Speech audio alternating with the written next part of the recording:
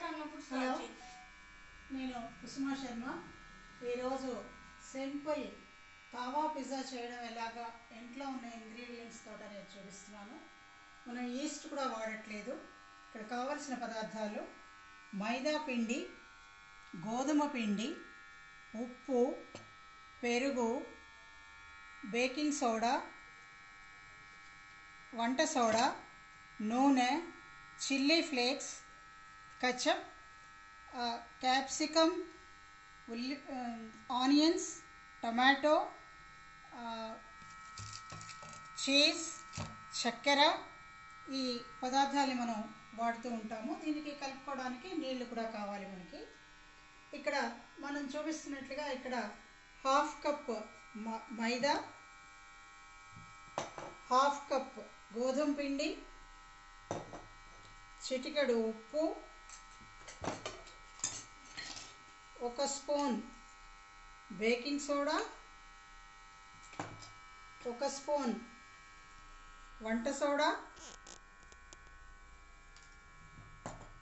ఇవి బాగా కలుపుకోవాలి.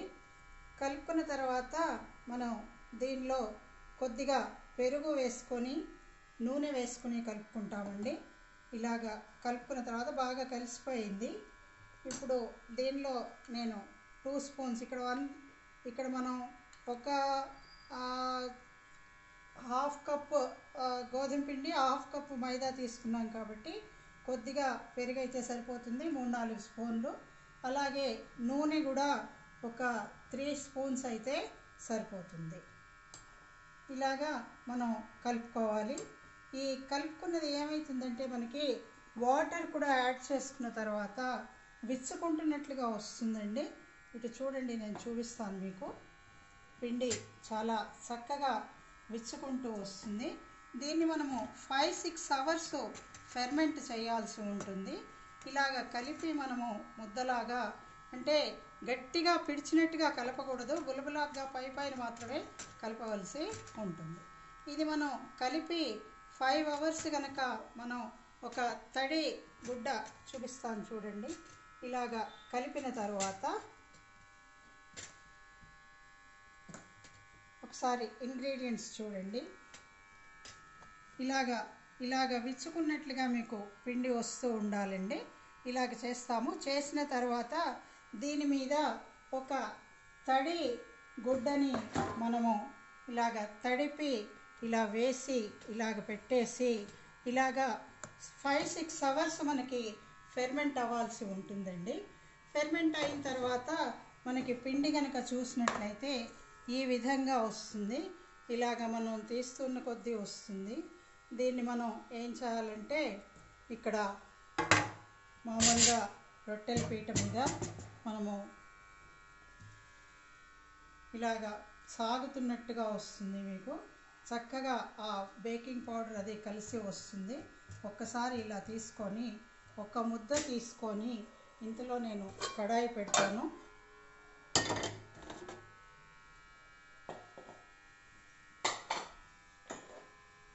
కడాయి వేడెక్కుతూ ఉంటుంది.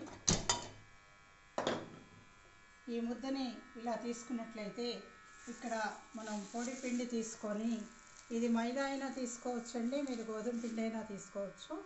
ఇక్కడ తీసుకొని ఇలా దీనిలో ముంచి ఇలాగా అనాలన్నమాట.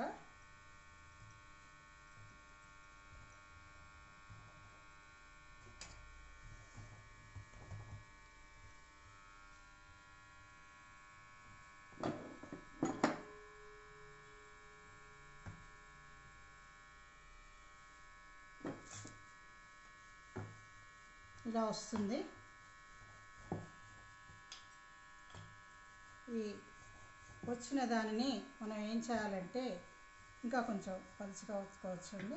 సాధారణంగా పిజ్జా అంటే లావుగానే ఉంటుంది, కానీ మరీ లావుగా ఉంటే బాగోదు.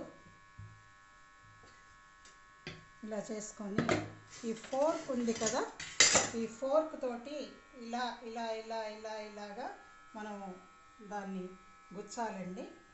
గుచ్చిన తర్వాత తావా మీద ఒక సైడు ముందు కాల్చాలి. ఇక్కడ చూడండి, ఇలా కాలుస్తాము.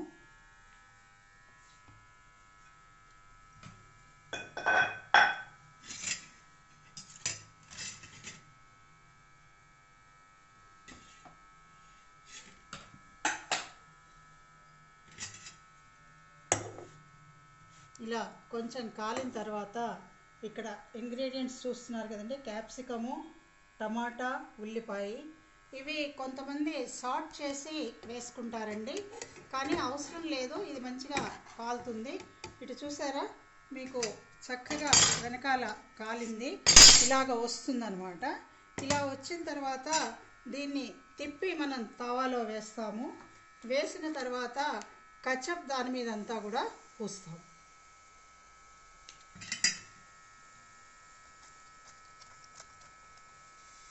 పూసిన తర్వాత దీని మీద మనము యాక్చువల్గా మోజరోలా చీజ్ వేస్తారండి.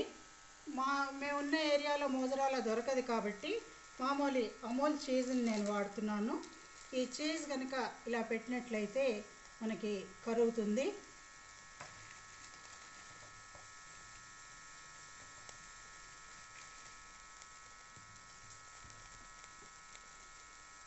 తిప్పి వేసాం కదా, ఇప్పుడు దీని మీద మనము కూర ముక్కలు పేర్చుకుంటూ రావడమేనండి.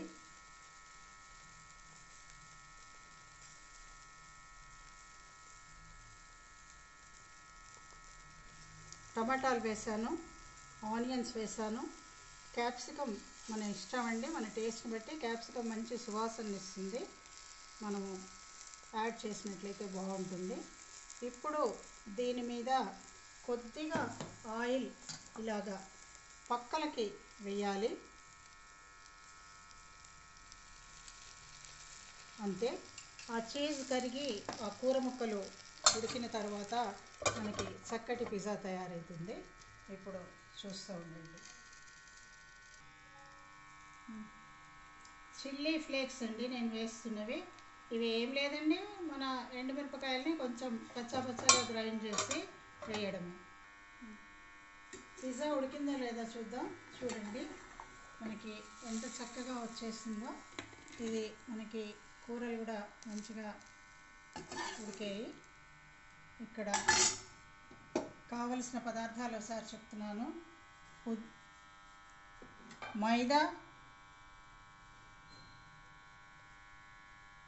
సగం, గోధుమ పిండి సగం, baking soda 1 teaspoon, 1 teaspoon వంట సోడా, చక్కెర 1 స్పూన్, పెరుగు 3 స్పూన్లు, నూనె 3 స్పూన్లు కనుక మనం వేసినట్లయితే మనకి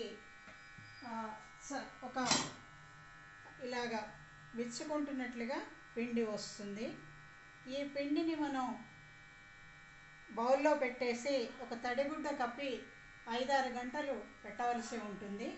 పెట్టినట్లయితే ఆ తర్వాత తవా మీద ముందు ఒక సైడ్ కాల్చి అది మళ్ళీ తిప్పి కింద కాలుస్తూ పైన కూర ముందు సాస్ రాసి, సాస్ తర్వాత మనం చీజ్ వేస్తున్నాము, చీజ్ తర్వాత కూరగాయ ముక్కలు వేస్తున్నాము, తర్వాత చిల్లీ ఫ్లేక్స్ కూడా జల్లుతున్నాము.